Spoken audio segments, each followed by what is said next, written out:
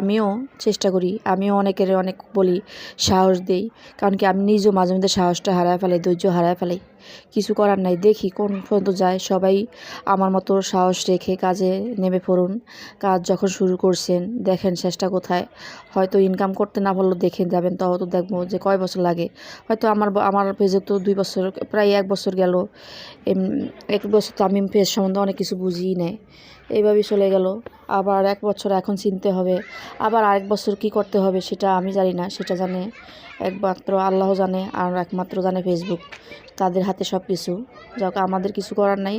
আমাদের ভিডিওগুলো সুন্দর করে ভিডিও তৈরি করা, ভিডিও এডিট করা, ভিডিও কীভাবে ছাড়বো সে চেষ্টা করা। এই তো আজকে আপনার ভাইয়ের পছন্দের খাবার, সকালবেলা খিচুড়ি রান্না করলাম, তাকে খাবার দিলাম। সে খাবার খেতে খেতেই আবার দুপুরে রান্নাও চলে আসলো। আমি আবার কী করলাম, সকালবেলায় মাংসটা, কালকে রাত্রে মাংস নিয়ে আসছে, সকালবেলা পরিষ্কার করে একদম বসাই দিয়েছি। খিচুড়ি রান্নার পরে আমি আবার মাংস বসাই দিলাম। কারণ কি আমি যত তাড়াতাড়ি পারি কাজটা সেরে ফেলি। কারণ কি একটু কাজ যদি, এমনি তো শীতের সময় যদি একটু তাড়াতাড়ি করতে পারি তাহলে আপনার ঘরের অন্য কাজগুলি করা যায়। এই জন্য আমি শীতের সময় সবসময় চেষ্টা করি রান্নাবান্নাগুলি আগে করে নিতাম, তারপরে বাকি